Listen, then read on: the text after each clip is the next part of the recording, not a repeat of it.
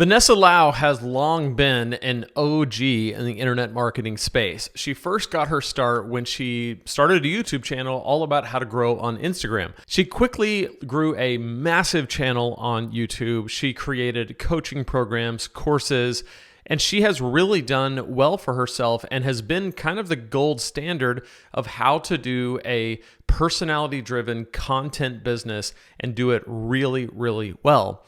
Recently, she emailed her list to let them know that she is going on an extended break, a sabbatical. And what I want to do for this video is I want to read through her post about the sabbatical, and I want to talk about the business model that she describes that really at some point she tired of. And she tired of it, you're going to find, because it is a demanding treadmill to be on.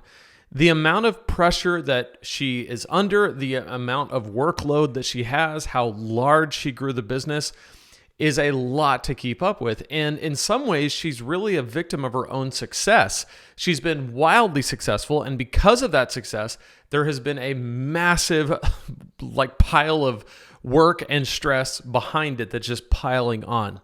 What I want to do is I want to talk about how we can, as we are growing our businesses, how we can avoid this type of stress from piling on. Because we're going to find that there's a lot in her business model that I personally don't ever want to do. And I'm not criticizing Vanessa Lau. She's wildly successful.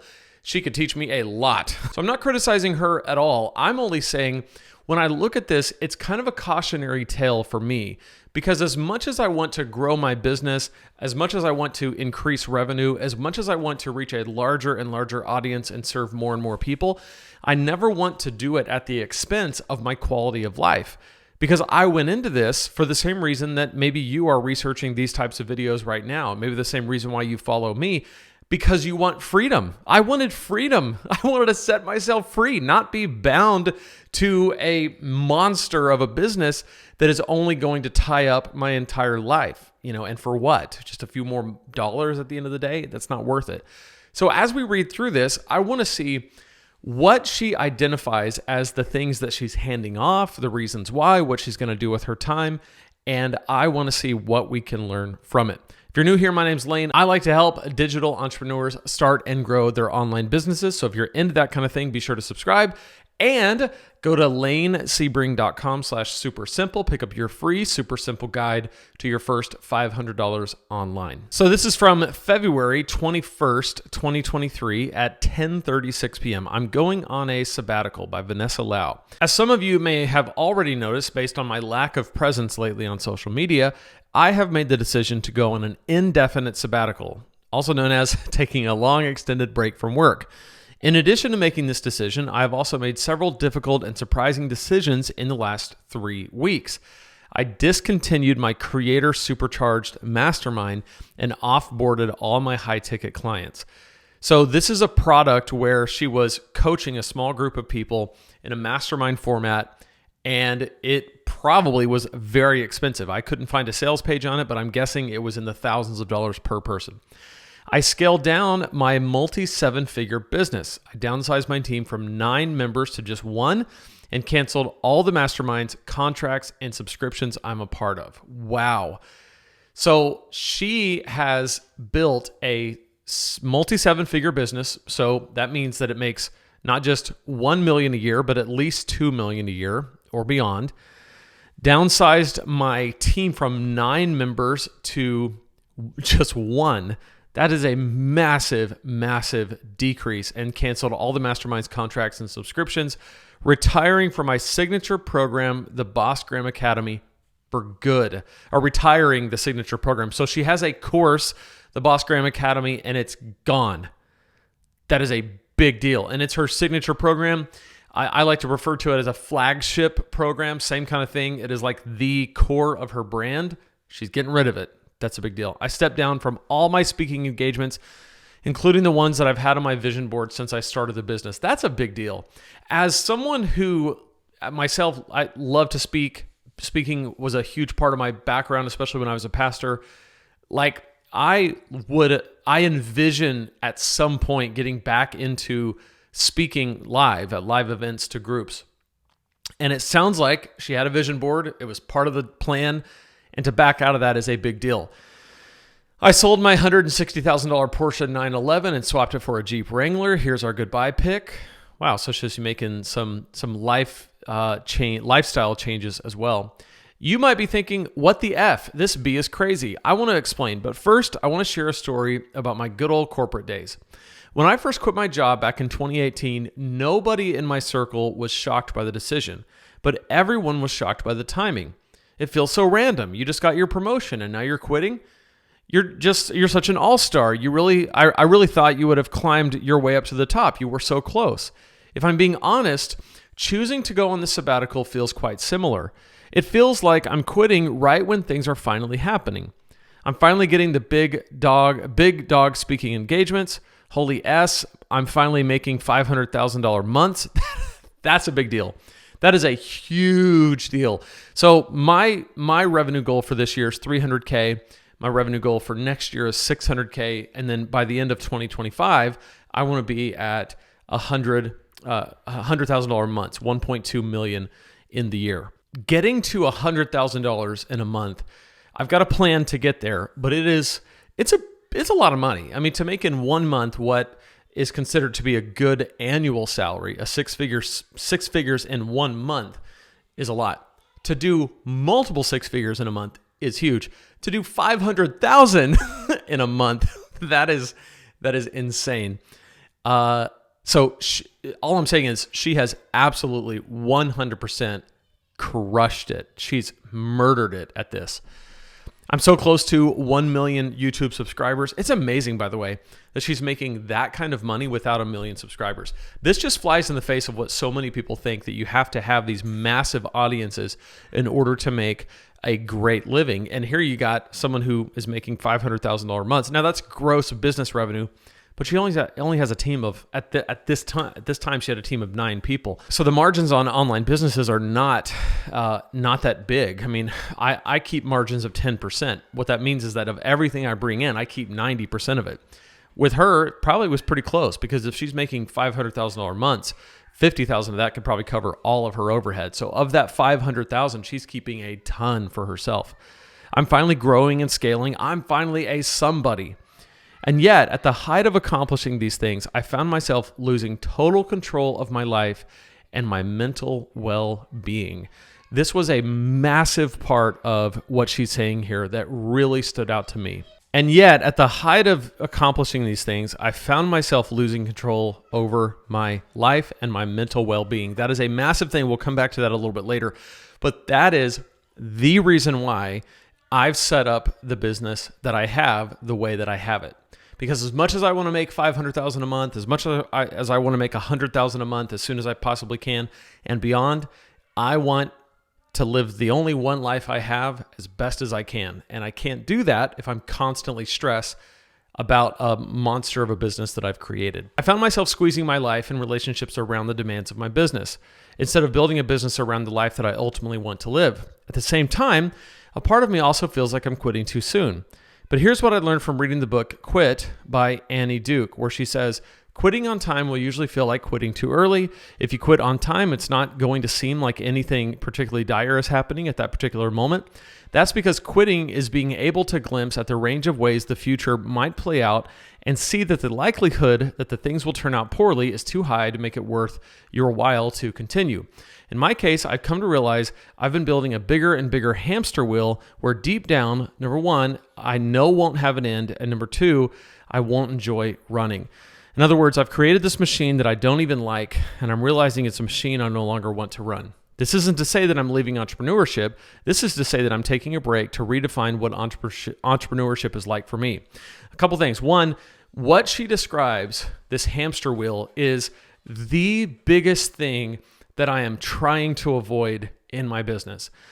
I have no desire to have the kind of stress and life that she's describing, with 9, let's assume, full-time equivalent employees, with all kinds of programs that require a ton of my time and energy, with a massive brand that is only continuing to grow and to be like the gold standard of that just seems like a lot of pressure. And she did it very well, but the pressure just seems insurmountable. What I have right now in my business is a very targeted approach. I focus almost entirely on how to grow your online business using Kajabi. So we talk about how to sell courses on Kajabi, how to do email marketing, how to set up landing pages, how to do lead magnets, how to make a content plan, how to get a good sales funnel going, how to do your content marketing. And I love that type of business. And the model that I have is scalable without me going insane, because I can still sell more courses over time. I can sell more coaching products over time. I can sell more people on the joys of Kajabi, lanesebring.com/Kajabi. Get your 30-day free trial right now. I can do all of that. Some of those are recurring revenue models like Kajabi. Some of those are one-off course sales like selling courses. But none of it requires a constant grind from me. And that's one of the things that I've always wanted to avoid if I possibly could. A hamster wheel is not where I want to be. And so far, I'm nowhere near her revenue, but I'm very close to multiple six figures. She's at multiple seven. I'm close to multiple six, but it is not stressful for me at all. At this point in my business and at this point in my life, so much of it is on my terms and so much of my schedule completely belongs to me. In fact, all of it does. And it's not stressful yet, and I live a great life. So as I grow, I want to avoid the kind of things that she's talking about. And I also want to help those who follow me avoid the kind of things that she's talking about as well. I mean, isn't that why I started making videos on YouTube in the first place? Isn't that why I left my corporate job to work less, earn more, and have control over where I want to spend my time? Yet, here I am. Yes, that is it. I left my 9 to 5, even though I liked working. And I even liked the work I was doing, and I believed in the organizations that I worked for. They were churches. I believed in the mission. I still wanted freedom. I wanted to work less, earn more, and have control over where I spend my time. That is so well said. And yet, she says, here I am, falling into the same patterns as I did in my corporate job, constantly striving for more at the expense of myself, chasing things I think I want, getting them, and then feeling dissatisfied, burnout, and yet again, chasing another thing. Don't get me wrong, though. I love what I get to do. I'm grateful for this career. I love making videos. I love writing. I love creating. I love it, especially when the things I create help people. But lately, I feel I'm doing less of the things I love. And when I do them, it's no longer sparking the same joy it did before. Number 2, I'm doing more of the things I don't love. And number 3, I'm saying yes to things I don't even want to do. And for the sake of keeping this machine running, pleasing people because I want to be liked and never want to disappoint others because I feel so responsible for everything. This is a massive, massive kind of pitfall of the type of business that she's in, the type of business that I'm in, where you're helping people. Or you're helping people accomplish things, helping people build businesses. In her case, helping entrepreneurs on Instagram and other social media grow their brands. In my case, helping people start online businesses around what they know and their skills and passions. I feel a deep sense of responsibility, especially for the people that I help directly, either through coaching or just friends of mine that I've helped along the way. When they are successful, I am so satisfied by that. If they have a lag in their success, I feel deeply responsible, and it's a weight that I carry. So I totally understand what she's saying. When you add a whole bunch of zeros to the end of that and a whole lot more people, that pressure could be insurmountable. So you have to be really careful when you're designing these types of businesses that you do it around what you actually can do for the long term. So in my case, there's things that I just don't do. One of the things that I don't do anymore is a membership site. I used to have a membership site over at Preaching Donkey. And everybody who gets into this business says, oh, you got to have a membership site. You got to have a recurring revenue model, and that's got to happen through a membership site. And I did that. I did it for a year. And what I found is that I hated it. I hated having to show up at a certain time and do my live calls. I hated having to come up with a new workshop that was considered valuable every single month. I hated having to get into the community and try to spur conversation. I hated dealing with failed payments that people had because they updated their credit card and didn't update my system. I hated dealing with people canceling. I hated all of it. And yet I did it for a whole year because I thought, well, that's what I have to do. That's the next step in this business. And fortunately, I killed it before it grew. Because I had this moment where I was like, I either have to grow this thing and be okay with it growing and just managing it into the future because I'm building an asset that I don't want to let go of, or I need to kill it right now. And I chose to kill it and kill off a recurring revenue model, system, business, product, knowing that it's not best for my business. So I want to carry that same decisiveness into the future and be able to say, I don't want to do everything just because it's what you do in this business. Turns out I really like selling courses, one-off courses, flagship courses, mini courses. People make the purchase, they're served by it, and I can serve them through the course digitally, and I can sell it to 10,000 people or 100,000 people, and it's the same amount of work for me. I love affiliate recurring revenue products like Kajabi, where if I can get someone on Kajabi, get them successful on the platform, and they stay on Kajabi for 5 years, I get 30% of what they pay Kajabi in perpetuity forever. I like that kind of thing. What I don't like is the responsibility, a lot, of one-on-one coaching. I don't like the responsibility of having a membership site forever, and a growing list of people that are depending on me to show up every month and give them value. I don't mind doing that in short spurts, 6 weeks at a time, 8 weeks at a time, but I don't like the ongoing commitment. So I have learned some of those things about myself at a much, much lower scale than what she's talking about. It seems like what she's done is she's gotten to this massive, massive pinnacle of success and is realizing, I don't like any of this. I don't want that for you. I don't want it for me. I don't want it for any of the people that I work with. So let's let this be a lesson. Fortunately, she's in a place where she can take a sabbatical. She'll come back. I'm sure she'll be successful, do something really amazing. For you and me, let's avoid building businesses that we don't want to be a part of. Build the business that's best for you, and I can help you do it on your terms and in your way. If you go to lanesebring.com/supersimple, it's my free guide. It's your super simple guide to your first $500 online. It will show you how to make the kind of business that I build, that I have built for myself and helped others build, which has a lot of flexibility and freedom. You can choose what you do and how you set it up so that it fits your needs and your lifestyle well into the future. So go to lanesebring.com/supersimple and check out this playlist right here where we're going to talk about growing your business and the steps you need to take to make that happen. So click right there and I'll see you in that playlist.